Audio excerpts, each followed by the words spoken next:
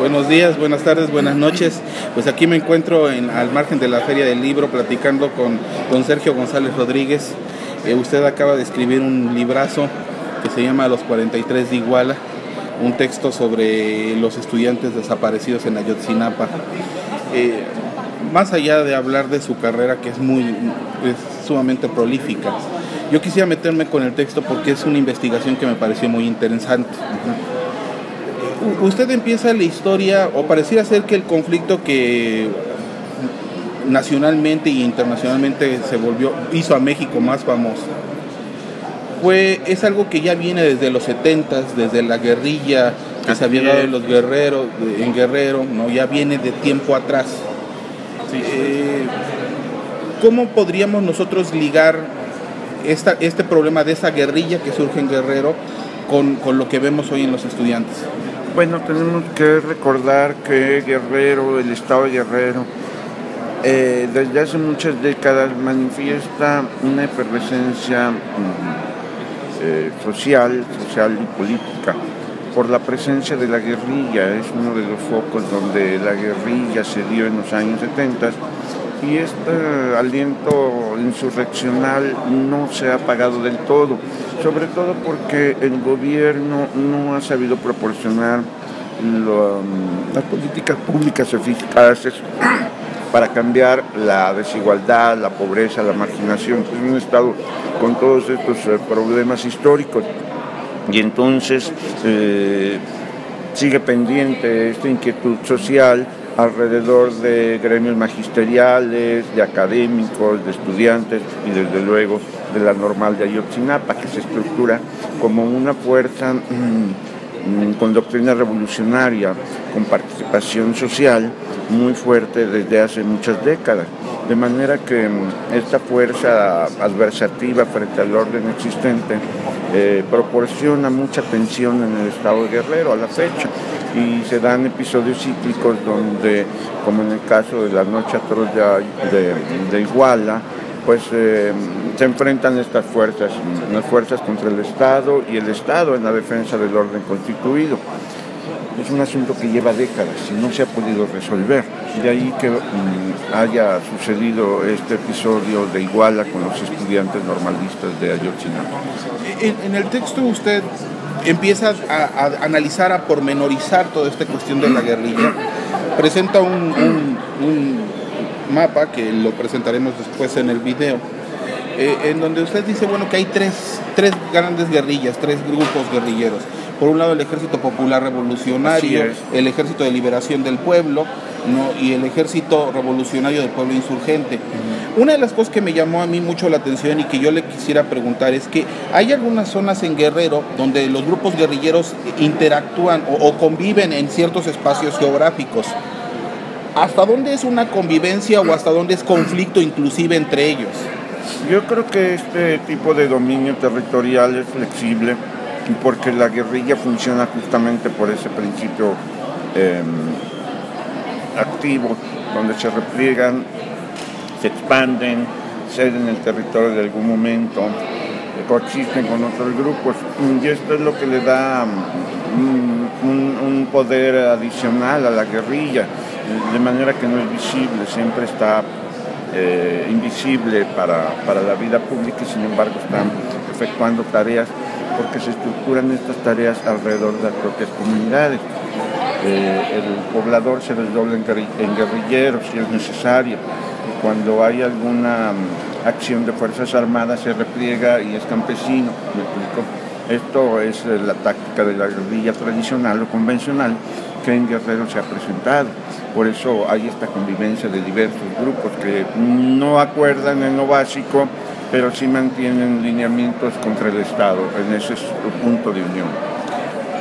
Otra de las cuestiones que usted me pareció muy interesante en el libro es sobre cómo esta maquinaria insurgente empieza a buscar sus propios fondos y adquirir condiciones para poder tener dinero para el conflicto. Así es, sabemos que tiene esta máquina insurgente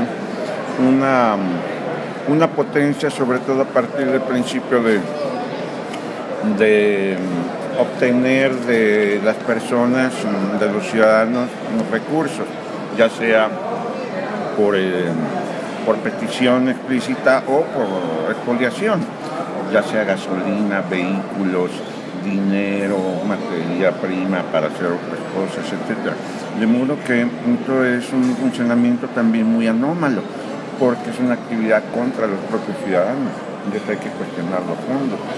Con el pretexto de la lucha o la causa revolucionaria, se atentan contra derechos de los demás, que es indebido. Que iría en contra de sus propios principios, inclusive. Yo creo que hay una justificación ideológica de parte de estos grupos que tiene que ver con la gran tradición, digo grande porque es muy extensa en el tiempo, de justificar cualquier medio para obtener un fin, ¿no? Y yo creo que esto es muy riesgoso, muy indebido en poblaciones como el estado de Guerrero, donde la gente de por sí es pobre y llega alguien y le quita cosas, ¿no? Esto es muy indebido, en nombre de un futuro X que vendrá. Esto no debería de suceder ya. Tenemos que consolidar modos de desarrollo equitativo para que ya no esté este tipo de actividad insurreccional, ¿no? Don Sergio, a la luz también de esto, usted diseña algo que causa escalofríos cuando uno lo lee, que es esta idea del corredor de la muerte, ¿no? Sí, toda claro. esta parte de Guerrero que Sí, pareciera ser es meterse ahí días, en sentencia sí. segura. Todos los días siguen apareciendo cuerpos, cosas comunes, enterramientos con cuerpos y una serie de hechos atroces que hablan de un estado donde no hay Estado de Derecho, la autoridad no existe como tal, se repliega y los grupos criminales actúan unos contra otros con toda libertad. Y de pronto hay un operativo del ejército y el ejército se va en poco tiempo y entonces vuelve a quedar una zona donde los grupos contienden. Hay mucho dinero, ese es el punto. Hay mucho dinero por la goma de opio, que sigue siendo una droga muy solicitada en el gran mercado de las drogas de Estados Unidos. Y entonces ahí hay un problema que ensambla tráfico de armas, la oferta de las drogas, el tráfico, el dominio de la delincuencia común también, van estructurándose todos estos asuntos, de expoliaciones, secuestros, de extorsión, que son industrias criminales que siempre trae consigo el crimen organizado, tráfico de personas, etc. La imposición del nuevo mercado de drogas en las comunidades, sobre todo en comunidades con gente joven, y esto es una forma de disolución social. Y esto es justamente por lo que no vemos eficazmente a la autoridad. Tendría que estar allí, me explico, ofreciendo empleo, por ejemplo. Y lo que tenemos es zonas abandonadas propiamente por el Estado de Derecho. No hay Estado de Derecho y tampoco hay inversión productiva. Tenemos industrias mineras instaladas ahí de enorme calado, de enorme potencia mundial. Y sin embargo, esa riqueza se va fuera del país, no irradia a la sociedad. Entonces, son muchos factores que están permitiendo esta serie de anomalías en el estado de Guerrero. Una de las cosas que me parece interesante en el texto es que usted no busca desentrañar quién fue el responsable o no, sino ponernos el entorno social, político en el cual viven. Y en este pareciera ser que los normalistas pues, también eran parte de una facción ideológica, política, que tenía actividad dentro de Sí, desde luego es un grupo muy fuerte en Guerrero, la Normal Rural de Ayotzinapa. Se estructura con otras normales, y estas normales, que si no me equivoco son 17 en el país, se guían por una doctrina revolucionaria de influencia marxista-leninista, en un contenido nacionalista que viene desde la época de Cárdenas, y ha sido la ideología de la Normal y de todo el sistema de las normales, que trabajan de alguna manera en conjunto con estructuras políticas como comité de lucha, etcétera, etcétera. Entonces, todo eso les va dando una estructuración para proponer pues un punto de vista insurreccional y querer que esto suceda en todo el país. Quiere decir, oponerse al orden existente con vistas a instaurar un Estado distinto, es decir, un Estado socialista o comunista.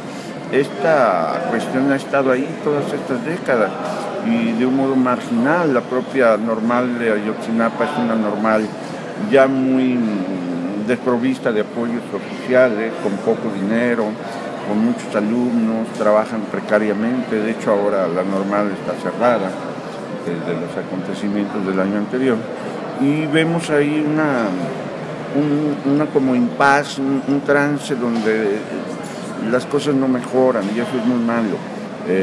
Tendría que haber una solución pronta, expedita de la autoridad para destrabar toda esta inquietud, porque la propia investigación sobre el destino de los 43, pues más que ayudar a solucionar los problemas, los ha complicado, y eso es muy grave. No puedo evitar hacerle esta pregunta. ¿Usted qué opina del informe de la DGI? Bueno, tenemos el aspecto de las averiguaciones previas que instauró la Procuraduría General de la República. Fueron sometidas al examen del grupo de expertos de la Comisión Interamericana de Derechos Humanos, y ellos, desde un punto de vista criminalístico, pericial criminalístico, dijeron lo siguiente, que fue muy mal comprendido. Con el conjunto de evidencias que proporciona la autoridad, no es posible avalar las hipótesis que se plantean. Ese es el espíritu general de la lectura de los expertos, porque hay muchas inconsistencias, hay muchas lagunas, hay muchas contradicciones, y sobre todo fueron detectadas desde muy tempranamente en la investigación fallas graves en la investigación misma, no solamente en cuanto al planteamiento de qué y cómo investigar, sino al manejo práctico de la propia investigación. Por ejemplo, no se respetó debidamente la cadena de custodia de las evidencias, y esto crea zonas muy conflictivas cuando unos expertos revisan un expediente, porque inmediatamente van a detectar muchas cosas oscuras o contradictorias o anómalas. Esto es lo que hicieron los expertos. A mi juicio es un análisis muy certero, del que fue dado un avance parcial a lo largo de estos meses, antes de que dieran el informe final, el primer informe final, digamos. Había habido avances de estos análisis, y desde luego era posible coincidir con ellos. En mi libro, bueno, recojo desde luego esa información, y cuando mi libro se publicó, ellos también coincidió temporalmente, daban su propio dictamen, coincidimos desde luego en lo básico. Lo que hay que distinguir de este análisis de expertos es que ellos lo hacen simplemente desde la disciplina pericial criminalística, y esta visión criminalística, pericial criminalística, no puede ahondar en asuntos políticos, no es su función. Por lo tanto, se limita a lo estrictamente técnico. Ahí es donde nosotros, o yo en mi caso, pues puedo añadir elementos políticos y geopolíticos a la lectura, dar antecedentes, plantear un escenario histórico que un informe de expertos no puede hacer. Esa es la ventaja mía, ¿no? Por eso creo yo que el trabajo al final es complementario. Sin quererlo, y para terminar, sin quererlo meter al ámbito de la futurología o algo así, parecía ser que desde la desaparición de los muchachos de Ayotzinapa, inclusive usted lo comentaba, la cosa se ha complicado mucho. ¿Qué rumbos debemos de empezar a trabajar para recuperar el Estado de Derecho? Porque parecía ser que Guerrero se vuelve un ebullidero para toda la República. Así es, por desgracia no tenemos una aportación eficaz de la autoridad al respecto, pero yo creo que a nivel social tenemos que exigir primero que la investigación se amplíe, que la investigación profundice aquello que no está tratado, siguiendo los lineamientos de los expertos internacionales. Yo creo que si la autoridad sigue esta investigación a fondo, podremos obtener claridad sobre el destino de los muchachos. No sabemos dónde quedaron los cuerpos. La autoridad simplemente dice, fueron incinerados. Pero, como ya vimos, los expertos nos dicen, con las evidencias presentadas, no hay modo de demostrar esa hipótesis. Con esto que tú me estás dando, no puedo yo aceptar tu hipótesis, porque no hay elementos suficientes para demostrar tu hipótesis. Y es volver a empezar. ¿Dónde están los muchachos? Para las familias de las víctimas, pues siguen en estatuto desaparecido, es decir, no están ni muertos ni vivos. Ni habrá descanso. Así es, ni habrá descanso mientras ellos no tengan una resolución, y ya se convierte en un problema político. Por eso el eslogan, vivos se los llevaron, vivos los queremos. Pero esto es una responsabilidad de la autoridad, no podemos reemplazar nosotros a la autoridad, tenemos que exigir que cumplan su cometido, ahonden la investigación y nos den evidencias no solo sobre el destino de los muchachos, dónde quedaron realmente, sino sobre los autores, los ejecutores prácticos y los autores intelectuales, y también el asunto del móvil, que no lo tenemos resuelto. Nos dicen, es un pleito criminal entre grupos, hubo una confusión, policías corruptos en connivencia con narcos, con crimen organizado, hicieron esto, y sin embargo está basado en declaraciones todo esto, declaraciones que fueron obtenidas en muchos casos bajo tortura, declaraciones contradictorias. Va a ser muy difícil que con esos simples elementos estamos convencidos, y no dudo que en algún caso algunos jueces acepten estas averiguaciones previas, pero vamos a tener un problema porque estas averiguaciones previas van a seguir bajo el escrutinio de la Comisión Interamericana de Derechos Humanos, que no las va a aceptar. Don Sergio, ha sido un placer platicar con usted. Contrario. Gran libro, muy gran libro, Los 43 de Iguala. Muchísimas gracias.